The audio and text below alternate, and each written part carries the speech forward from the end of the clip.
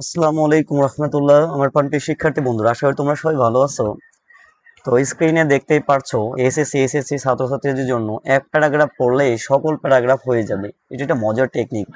সাধারণত আমরা প্যারাগ্রাফ নিয়ে অনেক টেনশনে পড়ে যাই যে কোন প্যারাগ্রাফ আসবে এই বিষয় নিয়ে। তো আজকে তোমাদের সাথে দুইটা সাইট নিয়ে আলোচনা করবে, একটা হলো ব্যাড সাইট, একটা হলো গুড সাইট। তোমরা দেখতে পারবা গুড সাইটে কোন কোন প্যারাগ্রাফ আছে এবং ব্যাড সাইটে কোন কোন প্যারাগ্রাফ আছে। তোমরা এই দুইটা একটু মোটামুটি পড়লেই পরীক্ষাতে ফুল মার্ক পাওয়া সম্ভব, স্পেশালি প্যারাগ্রাফে। এবং পরপর আরও কিছু ক্লাস আসবে যেগুলোর মাধ্যমে দেখানো হবে শর্টকাট টেকনিক, যাতে অল্পতেই তোমরা পরীক্ষাতে ভালো মার্ক পেতে পারো। ওকে, চলো আমরা প্যারাগ্রাফ নিয়ে আলোচনা করি। তো there are three types of paragraphs: good side paragraph, bad side paragraph and general paragraph.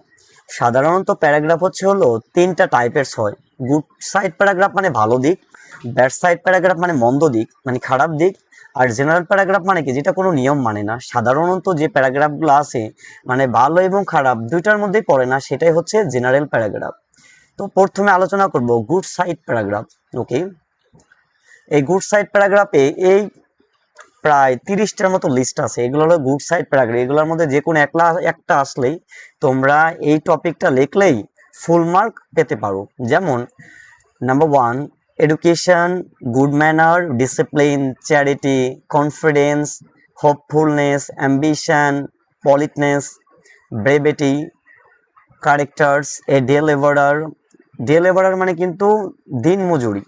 Good manner, friendship, lever, lever মানে হচ্ছে শ্রমিক, প্যাট্রিয়টিজম দেশপ্রেমিক, talent popularity, truthfulness সত্যবাদিতা, honesty, good health moral values, kindness লাভ, integrity personality মানে ব্যক্তিত্ব, ডাউটফুলনেস মানে সন্দেহ, যদি কারো যদি ডিউটিফুলনেস যদি তিনি কর্তব্যপরায়ণ হয়, কোঅপারেশন, ভ্যালু অফ টাইম সময়ের মূল্য, ডিগনিটি মানে উচ্চ মর্যাদা, এই স্টেট হকার, এই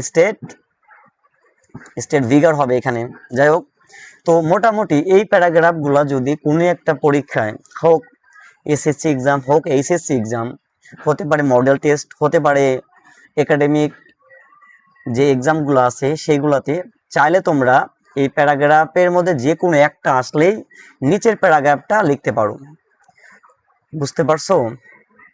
তো দেখো, এখানে বলছে উপরের প্যারাগ্রাফগুলোর মধ্যে যে কোনো একটি আসলে শুধু টপিক নেম চেঞ্জ করলে হবে। যেমন দেখো, এটা হচ্ছে আমাদের মেন হলো আমাদের যে প্যারাগ্রাফটা আছে, এটা একটু ছোট করি তাহলে তোমরা একটু বুঝতে পারবা। দেখো, এই হচ্ছে আমাদের প্যারাগ্রাফ। এই অল্প হতে তোমরা দেখতে পাচ্ছ, যদি যদি আমরা একটু পড়ি তাহলে তোমাদের কাছে অনেক সহজ মনে হবে। 2-4 বার আসলে পড়াশোনা, এটা প্যারাগ্রাফ মেমোরাইজিং এর বিষয় না, কিন্তু প্যারাগ্রাফ যদি তুমি 2-4 বার পড়ো এবং এই ওয়ার্ড মিনিং গুলো যদি জানা থাকে তাহলে তোমরা অবশ্যই ভালো করে পড়তে পারবা। তো চলো আগে ওয়ার্ড মিনিংটা জেনে আসি, তার বাদে আমরা পড়ায় ফিরে আসি, তাহলে তোমাদের জন্য এটা ভালো হবে।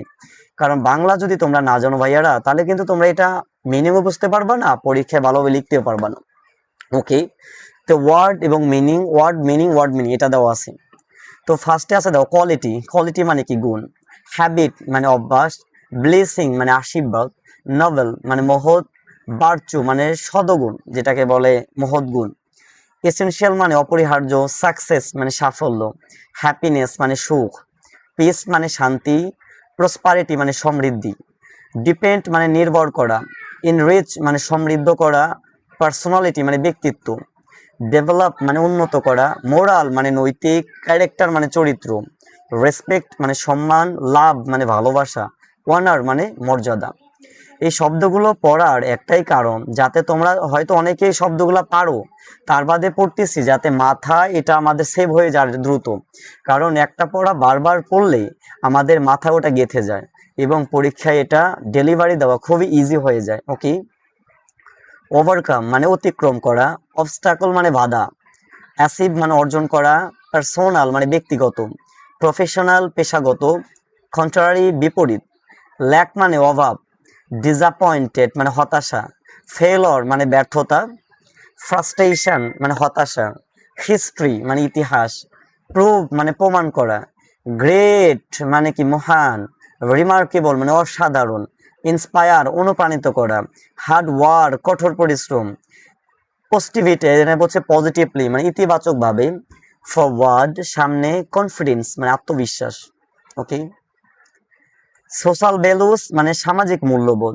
এই ওয়ার্ড মিনিং গুলা তোমরা পড়বা এবং দুই একবার পড়বা, বেশি না, দুই একবার পড়লেই তোমাদের মাথায় এটা প্রায় অনেকগুলাই তোমরা মনে থাকবে। এবং যখন তোমরা প্যারাগ্রাফ স্টার্ট করবা তখন এই শব্দগুলা তোমাদের অপরিচিত লাগবে না, পরিচিত মনে হবে। প্রম্পট মানে উৎসাহিত করা, ডিসিপ্লিন মানে শৃঙ্খলা, কোঅপারেশন মানে সহযোগিতা, কন্ট্রিবিউট মানে অবদান রাখা।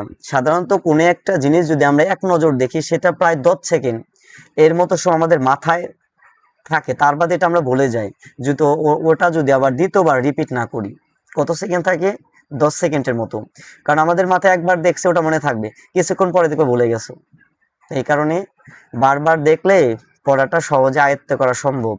কন্ট্রিবিউট মানে অবদান রাখা, ন্যাশনাল ডেভেলপমেন্ট জাতীয় উন্নয়ন, ইন্ডিভিজুয়াল মানে ব্যক্তিগত, নেশন মানে জাতি, লাস্টিং মানে স্থায়ী, প্রোগ্রেস মানে অগ্রগতি, ভ্যালুয়েবল মানে মূল্যবান, প্যারেন্টস মানে অভিভাবক, টিচার্স মানে শিক্ষক, এডুকেশনাল ইনস্টিটিউশন মানে শিক্ষা প্রতিষ্ঠান, ইনকারেজ মানে উৎসাহিত করা, আর্লি এজ মানে শৈশব, ফাউন্ডেশন মানে ভিত্তি, হ্যাপি মানে সুখী, সাকসেসফুল মানে সফল।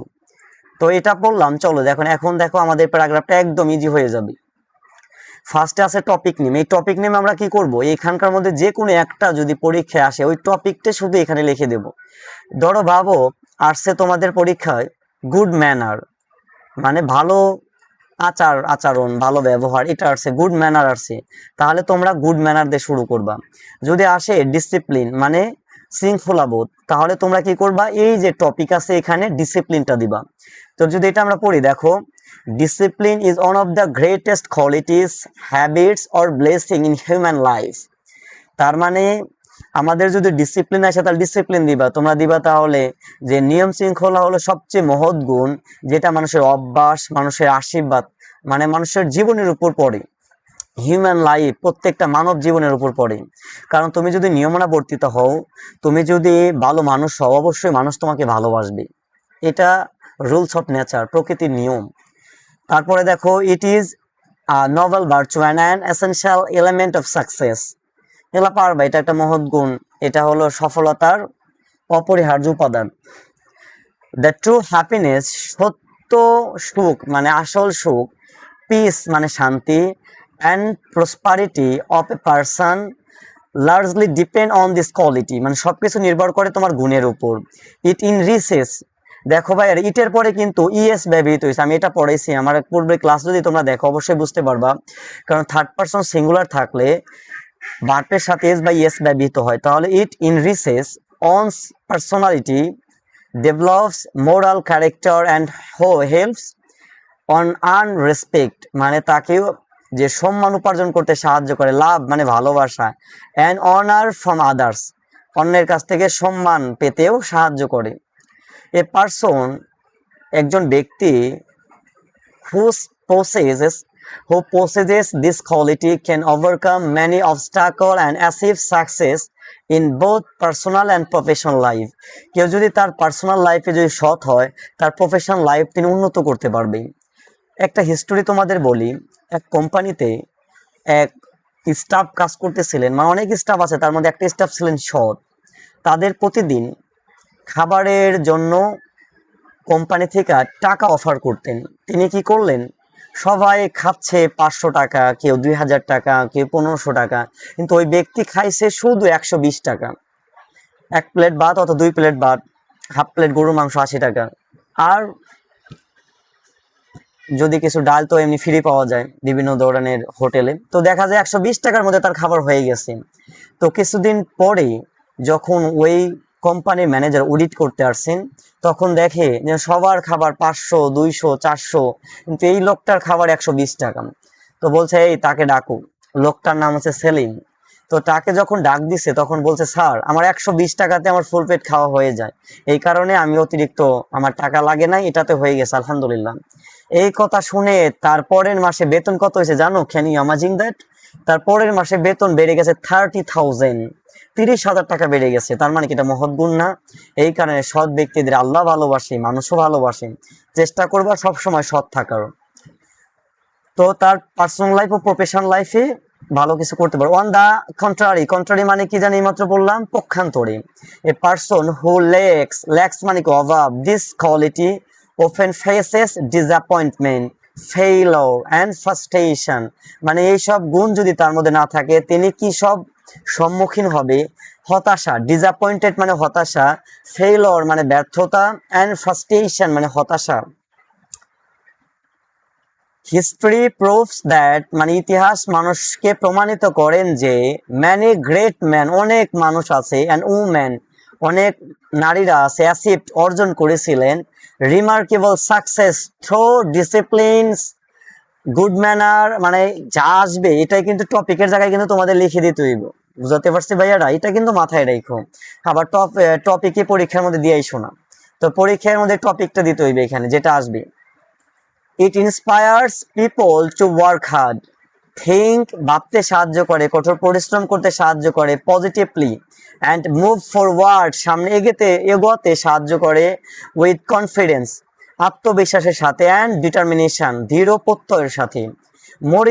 মোর ওভার যাই হোক, ইট স্টেন্স সোশ্যাল ভ্যালুস, এটা সামাজিক মূল্যবোধকে বাড়ায়, প্রমস ডিসিপ্লিন নিয়ম শৃঙ্খলাকে বৃদ্ধি করে, অ্যান্ড কপারেশন একে অপরের সাথে কথা বলা মিউচুয়াল আন্ডারস্ট্যান্ডিংকে বাড়ায়, and contributes two national development জাতীয় উন্নয়নে তিনি অবদান রাখি।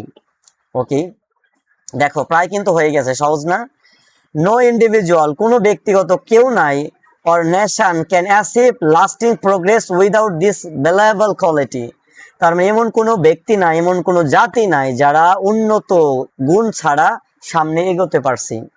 ওকে, therefore parents, teachers and educational institutions should encourage everyone to develop, এই যে এখানে টপিকের জায়গায় কি বসবো, হয় good manner, discipline and other, যেটা আসবে এই পরীক্ষার মধ্যে, এই বিশেষ করে এইগুলোর মধ্যে যেগুলো আসবে এখানে যে প্যারাগ্রাফগুলো আছে, এই প্যারাগ্রাফগুলোর মধ্যে যেমন একটা আসলে তোমরা পরীক্ষায় টপিকের জায়গায় শুধু নামটা চেঞ্জ করবা। ওকে, তো দেয়ার ফর প্যারেন্টস মানে পরিবার, টিচার্স মানে শিক্ষক, অ্যান্ড এডুকেশনাল ইনস্টিটিউশন মানে শিক্ষা প্রতিষ্ঠান, শুড উচিত, encourage everyone to develop discipline, তার মানে কি তুমি যদি সৎ হও তুমি কি চাইবে? অপরজনও সৎ হোক, চাইবা না? এটা অবশ্যই চাবা।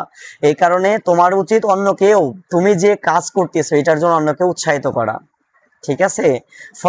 ফ্রম অ্যান আর্লি এজ মানে শৈশব কাল থেকেই, বলে না ছোটকাল থেকে কিন্তু মানুষকে বোঝা যায়, কিন্তু মানুষ, আল্লাহ বলছে কোনো জাতি কোনো ব্যক্তি যখন নিজের ভাগ্য পরিবর্তন না করার জন্য, নিজের ভাগ্য পরিবর্তন করার জন্য নিজে অগ্রগামী না হয়, আমি তার ভাগ্য বা ওই জাতির ভাগ্য পরিবর্তন করি না।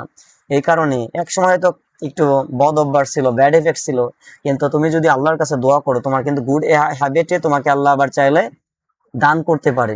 এটা বাই তাওয়াক্কুল, আল্লাহর উপর তাওয়াক্কুল করতে হবে। Okay, it is rightly said that, এটা সঠিকভাবে বলা যায় যে গুড হ্যাবিটস মানে ভালো অভ্যাস, অ্যান্ড নোবেল কোয়ালিটিস মানে মহৎ গুণ, are the foundation of A happy and successful life, তার মানে মহৎ গুণ এবং ভালো অভ্যাস এটা সাকসেসফুল সফল মানুষের জীবনে একটা ভিত্তি। ফাউন্ডেশন মানে কি? ভিত্তি।